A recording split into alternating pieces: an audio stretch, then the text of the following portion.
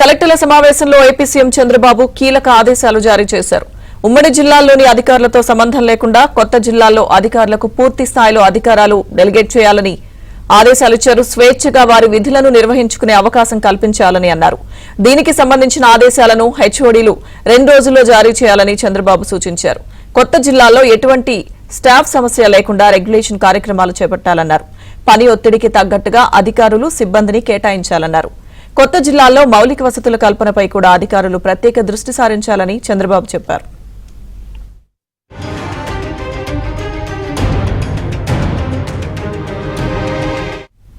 కలెక్టర్ల సమావేశంలో AP CM Chandrababu వ్యాఖ్యలకు సంబంధించిన పూర్తి సమాచారం మైపీ బ్యూరో చీఫ్ రామారావు అందిస్తారు.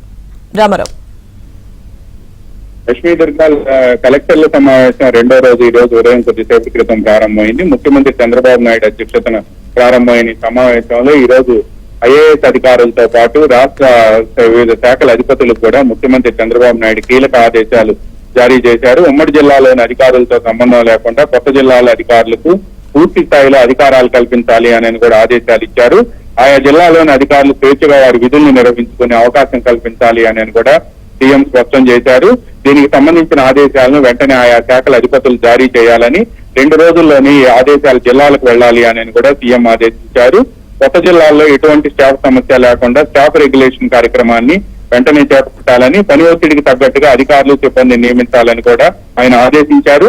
ప్రతి జిల్లా హెడ్ క్వార్టర్ లోనూ ప్రత్యేకించి కొత్త జిల్లాల హెడ్ క్వార్టర్ లో కనీసం 3 హోటల్స్ ఉండేలా, కొత్త జిల్లాల్లో మౌలిక వసతుల కల్పన అంశంపై కూడా అధికారులు ప్రత్యేక దృష్టి సారించాలని కూడా ఆయన ఆదేశించారు. ఇప్పటి వరకు కూడా ఉమ్మడి జిల్లాల అధికారులే కొత్త జిల్లాల అధికారులపై కూడా కథనం చేస్తున్నారు అని చెప్పి వచ్చిన ఆరోపణల నేపథ్యంలో సీఎం ఈ ఆదేశాలు జారీ చేయడంతో పాటు దీనికి సంబంధించిన ఉత్తర్వులు 2 రోజుల్లో అన్ని శాఖల అధిపతులు కూడా జారీ చేయాలి అని కూడా ఆదేశాలు జారీ చేశారు.